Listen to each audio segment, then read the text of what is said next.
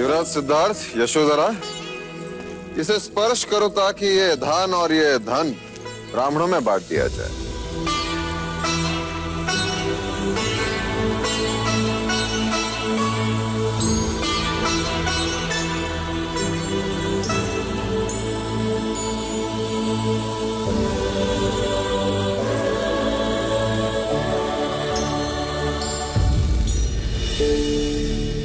क्षमा महाराज, पर यह परंपरा हमें समझ नहीं आती। कैसी परंपरा पुत्र?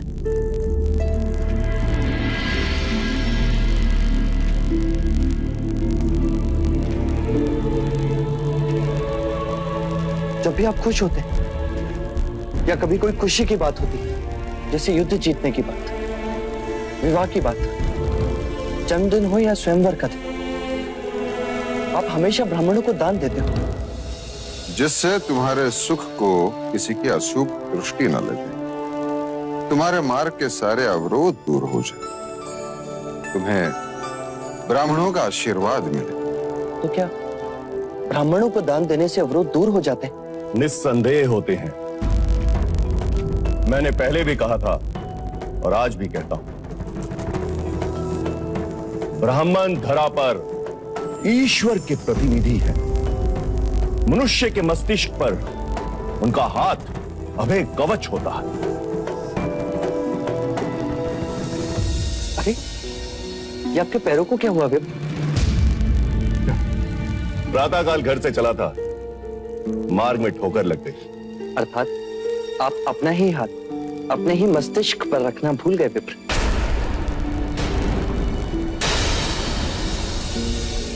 अब कहना क्या चाहते हैं युवराज? वही महाराज कि जो ब्राह्मण केवल मनुष्य के सर पर हाथ रखने से उसके मार्ग के अवरोधों को दूर कर सकता हूं, उसे स्वयं ठोकर क्यों लगी? ये हमारा अपमान है महाराज। मेरा उद्देश्य आपको अपमानित करना नहीं, पर इस प्रश्न का उत्तर तो आपके पास भी नहीं। प्रत्येक मनुष्य को अपने कर्मों के अनुसार फल भुगतना पड़ता है। अर्थात कर्म ही अंतिम है। आपके दृष्टिकोण से कर्म ही निर्णायक है।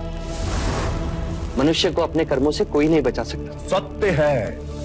अर्थात आपके आशीर्वाद मिथ्या है विप्र। युवराज! क्षमा विप्र, आप गुरु हैं, ज्ञानी, मुझे उद्दंड ना समझे। पर जब कर्म ही सब कुछ है, तो वर्णों को इतना महत्व क्यों कि ब्राह्मण मस्तिष्क पर हाथ रखे तो आशीर्वाद और शूद्र छू भी ले तो अपराध?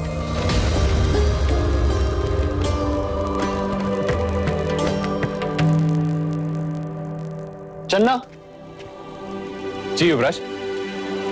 इन सभी को रथ में रखो। इस दान का वितरण हम स्वयं करेंगे।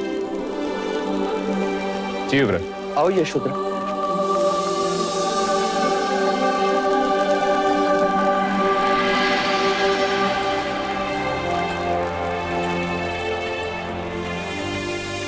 क्षमा आचार्य। युवराज सिद्धार्थ की जय! युवराज सिद्धार्थ की जय! युवराज सिद्धार्थ की जय! युवराज सिद्धार्थ की जय! युवराज